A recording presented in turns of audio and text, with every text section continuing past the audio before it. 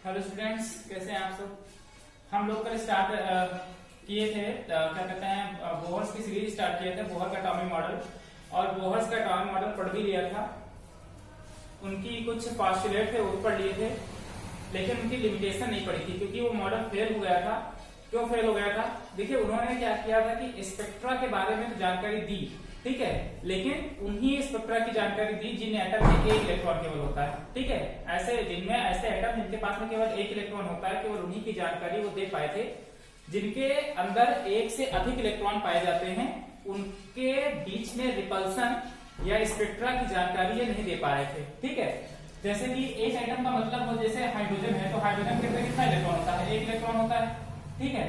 इसी तरीके से अगर हम बात करते हैं हीलियम की बात कर लें, और हीलियम में तो दो इलेक्ट्रॉन होते हैं। अगर हीलियम प्लस की बात करते हैं मतलब एक इलेक्ट्रॉन यहाँ से जा चुका है, इसमें भी एक ही इलेक्ट्रॉन होता है। तो जिनके जिनके पास में एक इलेक्ट्रॉन होता है, जैसे लिथियम के पास में 3 होते हैं, अगर यहाँ से 2 प्लस कर दिए जाए मतलब 2 निकाल दिए जाए तो इसके पास भी एक इलेक्ट्रॉन बचेगा।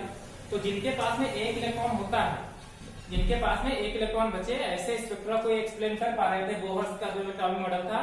लेकिन जिनमें एक से अधिक इलेक्ट्रॉन हो जाए, जैसे सिंपल अगर हीलियम की बात करते हैं, लिथियम की बात करते हैं, पोटेशियम, सोडियम, इस तरह की बात करते हैं, तो इनका फिर ये एक्सप्लेनेशन नहीं दे पा रहे थे, ठीक है।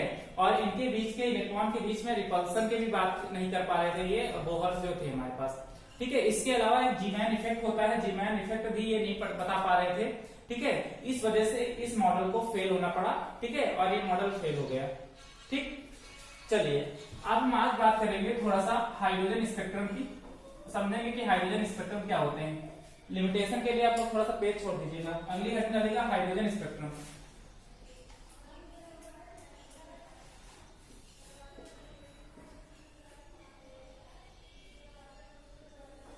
हाइड्रोजन स्पेक्ट्रम है क्या? देखिए, स्पेक्ट्रम का एक्चुअली मतलब होता है, मेन चीज अगर सिंपल सा समझे कि तो स्पेक्ट्रम एक प्रकार की क्या होती है, स्केल होती है, जिसके ऊपर जब हम किसी केमिकल के थ्रू यानी कि केमिकल सब्सटेंस के थ्रू लाइट पास करवाते हैं तो वो उस पर जाकर के क्या हो जाती है, अपना कलर वहां पर बना देती है एक तरीके से स्केल में। अब यहाँ पर केमिकल सब्सटेंस होगा क्या? वो होगी हाइड्रोजन, ठीक है। हाइड्रोजन गैस है आपके पास में, और उस हाइड्रोजन गैस से अगर कई सारी लाइट पास करवाई जाती हो, ठीक है, तो क्या होगा कि एक मान लीजिए हमने एक कोई स्केल ला करके सामने रख दी, मान लीजिए इस तरीके से, ये कांच की एक प्लेट है सामने रखी इस तरीके से, और बीच में हाइड्रोजन गैस भरी हुई है, किसी एक कंटेनर वगैरह में भर दिया है, और उस गैस से हम लाइट पास करवा रहे हैं। तो उस गैस से जब लाइट पास करवाएंगे तो कुछ लाइट आकर के यहाँ पर इस तरीके से अपना बना लेगी, हरा, नीला, पीला, इस तरीके से। तो उसको जो स्केल बनकर के तैयार हुई है जहां पर वो कलर पड़े हुए हैं, उसको हम क्या कहेंगे? हाइड्रोजन स्पेक्ट्रम कहेंगे, ठीक है, जिस गैस से पास करवाई गई। जैसे मान लेते हैं कि एक सिंपल सा एक आपको लिक्विड दे हम, ठीक है, और हम पूछे आपसे कि इसके अंदर क्या मिला हुआ है, तो कैसे बताओगे? तो हमारे पास एक स्पेक्ट्रम यानी कि एक स्पेक्ट्रम हमारे पास पहले से रखा है, कि स्केल हमारे पास रखी है इस तरीके से बनी हुई, ठीक है, और उस पे हर एक कलर के इस तरीके से सबके मार्क कर दिए गए हैं ऐसे ऐसे करके, ठीक है। पहले से यहाँ पर होगा तो ये सोडियम लाइट का हो जाएगा, ये क्लोरीन लाइट का होगा, ये लाल का होगा, हरा का होगा, ठीक है। इस तरीके से सब मान लीजिए इसमें सब पहले से एक बैंड की तरह बना दिए गए हैं कि अगर कोई लाइट पड़ेगी, अगर सोडियम लाइट अगर उस लिक्विड के अंदर है तो सोडियम पे जाकर के टकरा जाएगी। अब एक सब्सटेंस हम आपको ला करके देंगे इस तरीके से, ठीक है, और हम कहें कि बताइए कि इसके अंदर क्या मिला हुआ था, ये किस प्रकार का क्या चीज है ये, ठीक है।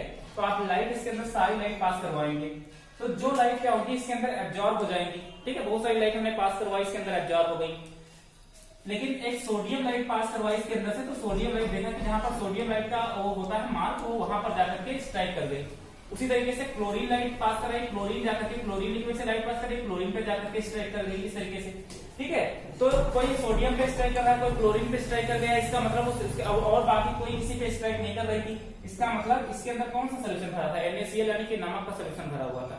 तो इस तरीके से स्पेक्ट्रम की मदद से हम बहुत सारी चीजें कैलकुलेट कर लेते हैं, लेकिन यहाँ पर केवल अभी आपको हाइड्रोजन स्पेक्ट्रम की ही बारे में पढ़ना है, ठीक है।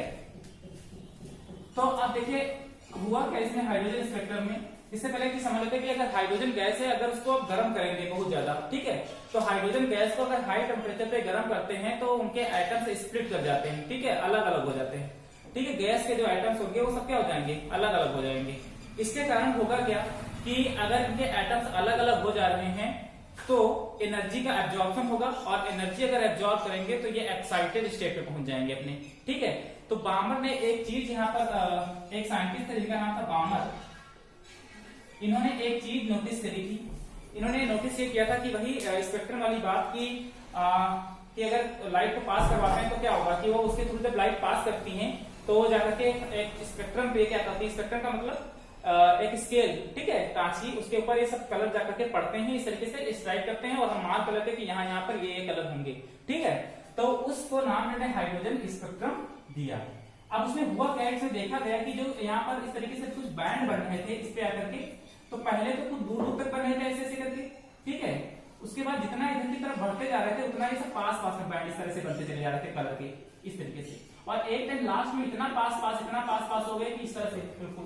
ठीक है, मतलब अगर कोई कलर थे, इस समय बहुत सारे कलर के इस समय मतलब यह मार्क है, जैसे आप लोगों के पास होता है कि कैसा है, ये लाओ जरा ये सब इस तरीके से जैसे ये है। अब ऐसे इसी तरह से लाइन इसमें भी बनी होती है, पता चल जाता है कि हाँ ये नीला बैंगनी वाला है, ये नीला है, ठीक है, लाल है, फिर काला, हरा, इसी तरीके से इसमें भी बने हैं, इस तरीके से सब बन जाते हैं बैंड इस तरीके से कलर के, हर एक कलर के। अब इसमें होता क्या है कि पहले तो दूर दूर बने, उसके बाद बिल्कुल पास बिल्कुल यहाँ पर तक आए किनारे तक, तो इतना पास हो गए दोनों के बैंड कि अगर उनकी वेवलेंथ कैलकुलेट करनी हो जाए, ठीक है, कि अगर हम मान लेते हैं ये सब जो यहाँ पर मार्क बने हैं, लाइट है, लाइट की अपनी एक वेवलेंथ होगी, और अगर वो वेव फॉर्म में है, डी ब्रॉगली ने पहले ही कहा था, ठीक है, तो वेवलेंथ अगर इनकी कैलकुलेट करनी हो जाए कि भाई इनके बीच की वेवलेंथ कितनी होगी, ठीक है, तो फिर इतना छोटा इनके बीच में स्पेस ही इतना कम है कि हम इसकी वेवलेंथ कैलकुलेट इतनी जल्दी नहीं कर पाएंगे। उस समय यहाँ पर इनके बीच की वेवलेंथ कैलकुलेट करना एक चैलेंज हो गया था कि कैसे इनकी सबके बीच की वेवलेंथ कैलकुलेट करें। दूर दूर है तब तो चलो ठीक है, लेकिन जब पास में इतने पास में हो जाए कि बीच में स्पेस ही ना बचे, तो इनके बीच की वेवलेंथ कैलकुलेट करना यानी कि लैम्डा ये कैलकुलेट करना उस समय चैलेंज हो गया था। ठीक है, तो हाइड्रोजन स्पेक्ट्रम सबसे पहले इन्हीं साइंटिस्ट ने देखा था और इस तरीके से बनाया था, इसके बारे में जानकारी दी थी। उसके बाद एक रेडबर्ग नाम के साइंटिस्ट थे, ठीक है, जिन्होंने इसमें मदद करी थी कि इसकी उस समय बताया ना कि उस समय एक चैलेंज हो गया था, लेकिन एक ये साइंटिस्ट ऐसे थे जिन्होंने अपना एक कांस्टेंट दिया हुआ है और इन्होंने फार्मूला डिराइव किया है कि इस फार्मूले से हम कैलकुलेट कर लेंगे किसी की वेवलेंथ। ठीक है, तो वो फार्मूला आपको समझना है। इसके अलावा हुआ क्या कि अब जरूरी तो है नहीं कि मान लीजिए हम विजिबल लाइट उससे थ्रू पास करवाते हैं। विजिबल लाइट का मतलब 7 रंग जो आपके वायलेट होते हैं, ठीक है, सॉरी विप्योर होते हैं, वायलेट और ग्रीन, ठीक है, ब्लू, सब इस तरह के। तो जरूरी तो है नहीं कि विजिबल लाइट ही उसके थ्रू पास करवाई जाए। ठीक है, अब इसमें क्या हो सकता है कि बहुत सारी लाइट है जो इसके थ्रू पास करवाई जा सकती है। अल्ट्रावायलेट है, इंफ्रारेड है, ठीक है, रेडियो एक्टिव है, एक्सरे है, ठीक है, रेडियो वेव्स हैं, इस तरह की कोई भी लाइट उसके थ्रू पास करवाई जा सकती है। तो हर एक का अपना स्पेक्ट्रम अलग अलग होगा, इनका सबका। जरूरत तो है नहीं कि केवल विजिबल लाइट ही पास करवाएं, हम मान लेते हैं उससे विजिबल लाइट की जगह इंफ्रारेड पास करवा रहे हैं, ठीक है, अल्ट्रावायलेट पास करवा रहे हैं, रेडियो एक्टिव वेव पास करवा रहे हैं, तो इस वजह से स्पेक्ट्रम में चेंज आएंगे। ठीक है, तो हर फिर बहुत सारे साइंटिस्ट अपने आए अलग अलग और उन्होंने हर एक लाइट के लिए अलग अलग डिफिनेशन दे रखी। ठीक है, तो सबसे पहले हम बात करेंगे उन सारी सीरीज की। ठीक है, उसको सीरीज एक नाम दे दिया गया है कि हर एक लाइट अगर पास कराएंगे तो उसके बेसिस पे कुछ सीरीज डिवाइड करी गई है। उस सीरीज को केवल हमको हाइड्रोजन स्पेक्ट्रम में पढ़ना है। ठीक है, तो हाइड्रोजन स्पेक्ट्रम में समझ में आ गया क्या होता है। चलिए अब वो सीरीज एक फिगर बना लेते हैं, उसके बाद हम उसको समझाते हैं।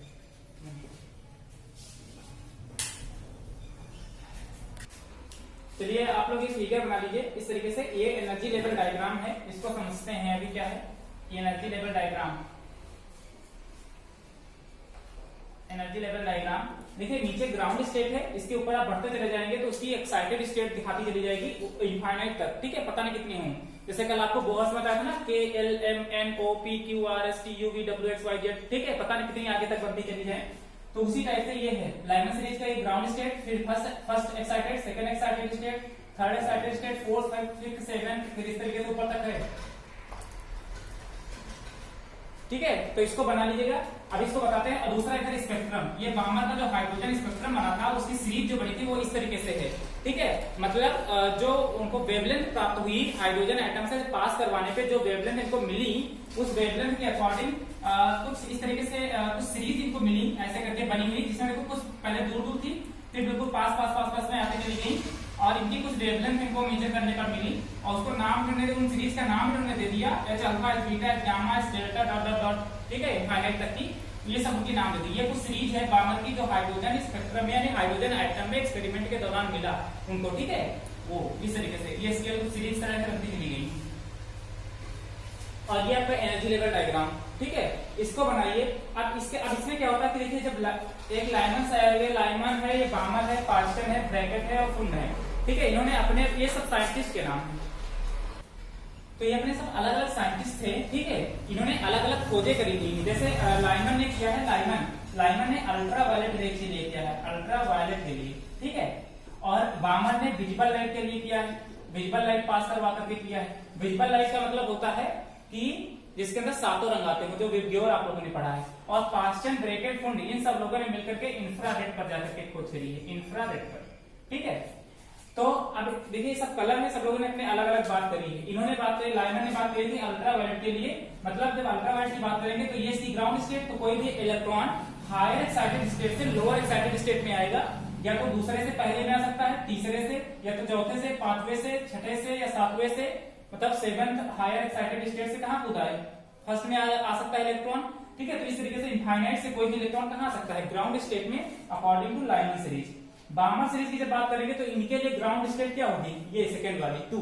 अब कोई इलेक्ट्रॉन इस 2 में आ सकता है, कहां से, तीसरे वाले एक्साइटेड स्टेट से, चौथे से, पांचवे से, छठे से, सातवें से और आठवें से। उसी तरीके से पास्चर में एक छोड़ करके, ब्रैकेट में फिर एक छोड़ करके, फुंड के लिए फिर एक छोड़ करके, तो सबके लिए अपनी ग्राउंड स्टेट निर्धारित है, ठीक है। इस तरीके से कि कहां पर इलेक्ट्रॉन कहां से कूद करके कहां आ सकता है, ठीक है। हायर एनर्जी लेवल से लोअर एनर्जी लेवल में जब इलेक्ट्रॉन आ रहा होगा, उसके बेसिस पे ये सीरीज बनाई थी बामर ने। इसमें कुछ सीरीज इस तरीके से बनी थी, इनका नाम उन्होंने H alpha, H beta, H gamma, hydrogen atom के रखा था, सीरीज का नाम इस तरीके से एच और इनफाइनाइट करके। तो इस बेसिस पर आपको पता है, ये जो आपको एनर्जी लेवल डायग्राम बना है, तो नीचे से ऊपर की तरफ बढ़ते हुए क्रम में बना है एनर्जी लेवल डायग्राम, ठीक है। तो इसमें यह है कि सेकंड एक्साइटेड लाइमन के लिए सेकंड एक्साइटेड स्टेट से ग्राउंड एक्साइटेड स्टेट में इलेक्ट्रॉन आ सकता है, या तो तीसरे से, या तो चौथे से, पांचवे से, छठे से, सातवें से, आठवें से, या इनफाइनाइट से कोई भी आएगा इलेक्ट्रॉन, तो कहां आएगा, ग्राउंड एक्साइटेड स्टेट में। अब आपको हमने कल बताया था कि बहुत सीरीज में कि कोई अगर इलेक्ट्रॉन हायर एक्साइटेड स्टेट से लोअर एक्साइटेड स्टेट में आता है तो वो एनर्जी एमिट करता है, ठीक है। एनर्जी एमिट करेगा, रिलीज करेगा, तो वो कहां आ जाएगा, ग्राउंड स्टेट में आ जाएगा, ठीक है। तो उसके बेसिस पर अब ये सीरीज जो बन करके तैयार हुई थी, इन्हीं की वेवलेंथ कैसे कैलकुलेट करी जाए, इन सबकी वेवलेंथ कैसे कैसे कैलकुलेट करी जाएगी, इनके बेसिस पे फॉर्मूले बनाए गए कुछ, ठीक है। वो फॉर्मूले हैं, देख लेते हैं क्या है, सबके लिए अलग अलग है। पहला फॉर्मूला हमारे पास है, इधर देखो वहां पे दिखाई पड़ रहा है,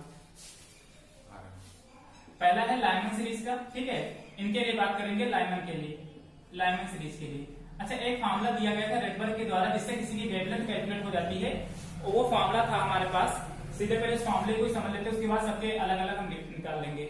वो फॉर्मूला था 1/λ इज इक्वल टू, ये लैम्डा का वेवलेंथ, ये आर रेडबर्ग कांस्टेंट, ब्रैकेट में 1/n1² माइनस 1/n2²। मतलब ये इसकी क्या कहते हैं, लोअर एक्साइटेड स्टेट, और ये इसकी हायर एक्साइटेड स्टेट, ठीक है।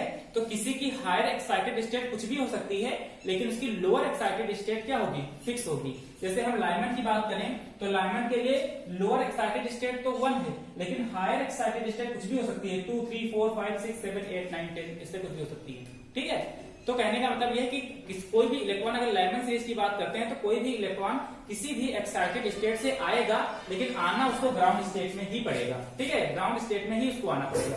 अब देखिए, जैसे लाइमन सीरीज की हम बात कर ले पहले, तो लाइमन सीरीज की अगर हम बात करते हैं तो इसी फॉर्मूले में रखते हैं, तो 1/λ लाइमन, अल्फा लिखेंगे Lyman, is equal to Rydberg constant R into 1/, अब देखो इनके लिए लोअर स्टेट जो है फिक्स है, n बराबर 1, तो यहाँ पर क्या लिखेंगे, 1² माइनस 1/n2², ठीक है। इस तरीके से उसको न चलने दो भैया, तो ये 1² और ये माइनस का 1/n2², ठीक है। अब n2 की वैल्यू क्या हो सकती है, यानी कि आना उसको ग्राउंड स्टेट में, चाहे तो फर्स्ट एक्साइटेड स्टेट, इसके लिए क्या हो जाएगी, सेकेंड, 2, 3, 4, 5 डॉट डॉट इनफाइनाइट, किसी से ये ग्राउंड स्टेट में आ सकता है।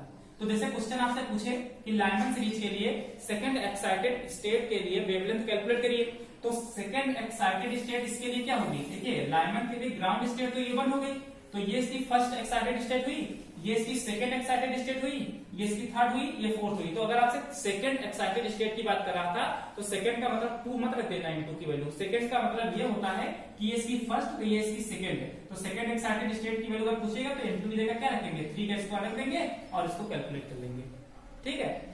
तो ये थी लाइमन सीरीज। अब इसी से सब बनती चली जाएंगी। उसके बाद देखिए है बामर सीरीज। तो बामर सीरीज के लिए फॉर्मूला क्या बन जाएगा? बामर सीरीज के लिए फॉर्मूला बन जाएगा 1 upon lambda Balmer is equals to R Rydberg constant 1 upon, देखिए इनके लिए ग्राउंड स्टेट क्या है बामर के लिए, n बराबर 2, तो यहाँ पे इनके लिए 2 स्क्वायर रख देंगे माइनस 1 अपॉन n2 का स्क्वायर ऐसे।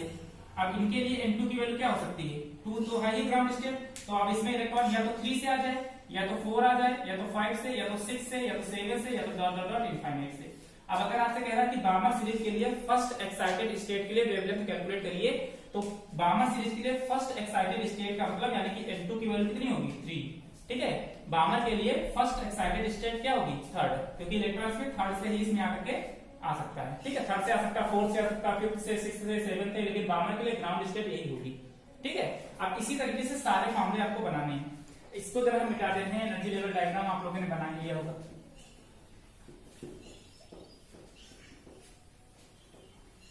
बामर की बात कर लिए, उसके बाद हम बात कर लेते हैं, ठीक है। ये हो गए लाइनर के लिए, ये बामर के लिए हो गए। तीसरे बात कर लेते हैं हम पास्चन के लिए, पास्चन सीरीज। तो पास्चन सीरीज के लिए फॉर्मूला है 1 upon lambda Paschen is equals to Rydberg constant R. अभी बता देंगे रेडबर्ग कांस्टेंट की वैल्यू कितनी होती है। 1 अपॉन इनके लिए क्या हो जाएगी ground state 3 minus 1 upon n2 square, और n2 की वैल्यू क्या हो जाएगी 4, 5, 6, 7, 8 फिर डॉट डॉट डॉट इनफाइनाइट। मतलब अगर पास्चन की बात करें तो इनके लिए फर्स्ट एक्साइटेड स्टेट क्या होगी? चौथी, ये सेकंड एक्साइटेड स्टेट, ये थर्ड, मतलब इलेक्ट्रॉन आएगा ग्राउंड स्टेट में कहां से? 4 से, या तो 5 से, या तो 6 से, या तो 7 से, या तो इनफाइनाइट से, ठीक है। इसके बाद चौथी हमारे पास है ब्रैकेट सीरीज, ठीक है।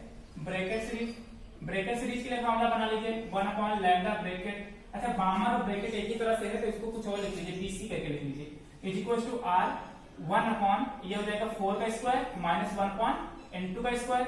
अब यहाँ पर n2 की वैल्यू क्या हो सकती है? 5 हो सकती है, 6 हो सकती है, 7, 8 डॉट डॉट डॉट इनफाइनाइट तक की, कहीं से भी इलेक्ट्रॉन आएगा, ठीक है। 5 से आ सकता है, 6 से, 7 से, 8 से। फिर पांचवा हमारे पास है फुंड सीरीज, पी फुंड कहते हैं इनको, ठीक है। पी साइलेंस होता है, फुंड बोलते हैं, फुंड सीरीज, ठीक है। इनके लिए फॉर्मूला बन जाएगा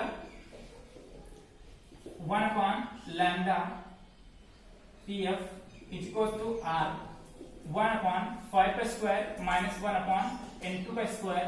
यहाँ पर n2 की वैल्यू क्या हो सकती है? 6 हो सकती है, 7 हो सकती है, 8 हो सकती है, डॉट डॉट डॉट इनफाइनाइट हो सकती है, ठीक है।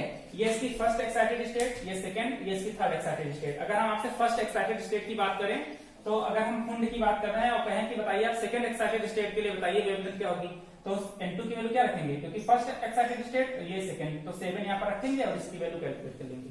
तो इस तरीके से सबके फॉर्मूले अपने बने हुए हैं। ये आपके पास में 5 सीरीज हैं, 1, 2, 3, 4, 5, ठीक है। ये सीरीज आपको याद करनी पड़ेगी, यहाँ पर भी पढ़नी है और आपको इंटरमीडिएट में फिजिक्स में भी पढ़नी है, ठीक है। तो इसके बेसिस पर और ध्वनि के बेसिस पर न्यूमेरिकल आएंगे, ठीक है। अभी एक दो एग्जांपल देखते हैं क्या होते हैं। पहले फॉर्मूला लिखिएगा, रेडबर्ग कांस्टेंट की वैल्यू लिख लीजिएगा 109, आर की वैल्यू होती है 10967 पर सेंटीमीटर, ठीक है। ये रेडबर्ग कांस्टेंट की वैल्यू होती है, ठीक है। रेडबर्ग ने अपने कांस्टेंट की वैल्यू दे रखी है, इसकी वैल्यू ये होती है। इसको नोट डाउन कर लीजिएगा सारे फॉर्मूले। इसके बाद एक एग्जांपल कर लेते हैं। अब ये डाल लीजिएगा एक्सपेरिमेंटल फैक्ट का बोहर मॉडल, ठीक है। अच्छा, अभी हमने बात करी थी हाइड्रोजन स्पेक्ट्रम की, तो हाइड्रोजन के लिए तो आपको पता है कि जेड की वैल्यू कितनी होनी चाहिए? 1, ठीक है। मतलब उसका एटॉमिक नंबर 1 होना चाहिए। लेकिन इसके अलावा भी तो कुछ भी हो सकता है ना, sodium, potassium, hydrogen, helium, lithium, ठीक है, कुछ भी हो सकता है। तो उसके लिए तो जेड की वैल्यू अलग अलग रहेगी ना, तो उसकी जब वेवलेंथ कैलकुलेट करनी होगी तो उसके लिए फॉर्मूला लिख लीजिएगा, यही साइड लिखना है, बस यहाँ पर जेड स्क्वायर कर दीजिएगा, ठीक है, जेड स्क्वायर। और ये 1 अपॉन वही नीचे वही रहेगा n1 square minus 1 upon n2 square. अब ये बामर के लिए पूछे तो बामर के हिसाब से, पास्चन के पूछे तो पास्चन के अनुसार, जिनके अनुसार पूछे उनके अनुसार आप n1 की वैल्यू रख लीजिएगा। बाकी जेड की वैल्यू किसी के लिए पूछे उसकी वैल्यू वहां पर उसी की पुट करना पड़ेगा, ठीक है। चलिए इसी के बेसिस पे क्वेश्चन करते हैं। देखिए पहला क्वेश्चन कह रहा कि wavelength of which transition of hydrogen spectrum is same as that of a Balmer line of helium ion from n बराबर 4 to n बराबर 2, ठीक है। एक क्वेश्चन है, तो क्वेश्चन में आपसे कह रहा था कि wavelength of which transition of hydrogen spectrum, मतलब कह रहा है कि हाइड्रोजन स्पेक्ट्रम के किस ट्रांजिशन के लिए, किस ट्रांजिशन का मतलब किस स्टेट के लिए, ठीक है। हाइड्रोजन स्पेक्ट्रम के किस स्टेट के लिए वेवलेंथ हीलियम के वेवलेंथ के क्या होनी चाहिए? बराबर बराबर होनी चाहिए। मतलब हीलियम के लिए दिया है, फॉर हीलियम बात करते हैं हम, फॉर हीलियम आयन, ठीक है। इसके लिए बात करें तो इसकी जो वेवलेंथ हमारे पास होनी चाहिए, ठीक है, जो भी वेवलेंथ कैलकुलेट होकर के आए, तो हाइड्रोजन के लिए N1 और N2 की वैल्यू क्या निकल करके आए कि उसकी वेवलेंथ इसके वेवलेंथ के बराबर हो जाए बामर सीरीज में। तो फॉर हीलियम आयन, ठीक है, तो हीलियम आयन के लिए आपको देखा फॉर्मूला आपको पता है 1/λ is equal to Rydberg constant to Z square, और ये 1/n1 square minus 1/n2 square, और ये खुद ही क्वेश्चन कह रहा है कि चौथे से कहां जा रहा है, दूसरे में, तो 1/λ is equal to Rydberg constant हो गया, जेड की वैल्यू इसकी 2 होता है, 2 का स्क्वायर करते हैं, हीलियम की जेड की वैल्यू कितनी होती है 2, ऊपर H प्लस लिखा है, हीलियम प्लस इसका मतलब एक इलेक्ट्रॉन बाहर मत कर देना, एक्यूरेट वैल्यू जेड की रखेंगे, 1 ये हो जाएगा 2 का स्क्वायर माइनस 1/4 का स्क्वायर, ये क्वेश्चन में दिया है, इसको क्वेश्चन नंबर 1 मान लेते हैं। अब for hydrogen ion, hydrogen spectrum, अब हाइड्रोजन स्पेक्ट्रम की बात करें, फार्मूला फिर से यही अप्लाई करेंगे, 1/λ, क्योंकि बामर के लिए बात कर रहा है, ये R हो जाएगा, यहाँ पर तो हाइड्रोजन का 1 होता है, और ये 1/n1 square minus 1/n2 square. अब यही ट्रांजिशन आपसे पूछा है कि किस ट्रांजिशन के लिए N1 N2 की वैल्यू क्या निकालनी है कि इसकी वेवलेंथ और इसकी वेवलेंथ दोनों की बराबर हो जाए, इसको इक्वेशन नंबर क्या मान लीजिए 2। अब इक्वेशन 1 से देखिए 1/λ की वैल्यू लाइए, यहाँ पर पुट कर दीजिए, ठीक है, फ्रॉम इक्वेशन 1 एंड 2, ठीक है, दोनों को सॉल्व कर लेते हैं, इन दोनों इक्वेशन को बराबर रखें, तो ये R2 स्क्वायर और ये हो जाएगा 1/2 का स्क्वायर माइनस 1/4 का square is equal to R, और ये हो जाएगा आपका 1/n1 square minus 1/n2 square. देखिए R से R कैंसिल हो जाएगा, अब ये 2 अंदर जाएगा जब, तो देखो यहाँ से केवल बचेगा 1/1 का स्क्वायर माइनस 1/2 का स्क्वायर, इसको ऐसे भी तो लिख सकते हैं, इस 2 स्क्वायर को अंदर ब्रैकेट करके मल्टीप्लाई करके, और इधर केवल बचेगा 1/n1 square minus 1/n2 square. अब देखिए ये दोनों चीज सेम सेम लिखी हैं, तो आप दोनों को कंपेयर कर लीजिए, तो n1 बराबर 1 और n2 बराबर कितना 2, तो n1 बराबर कितना आ जाएगा 1 और n2 बराबर कितना हो जाएगा 2। मतलब हाइड्रोजन स्पेक्ट्रम के लिए अगर n1 की वैल्यू 1 रखें और n2 की वैल्यू 2 रखें, तो जो वेवलेंथ इसकी आएगी वही वेवलेंथ इसकी आएगी, मतलब इस ट्रांजिशन के लिए दोनों की वेवलेंथ क्या होंगी, बराबर होंगी, ठीक है। तो ये है हमारे पास क्वेश्चन, बाकी एक दो क्वेश्चन आपके स्क्रीन पे नजर आ रहे हैं, इसको घर पे करने की कोशिश करिएगा आप लोग, ठीक है। बाकी कल हम बात करेंगे आगे।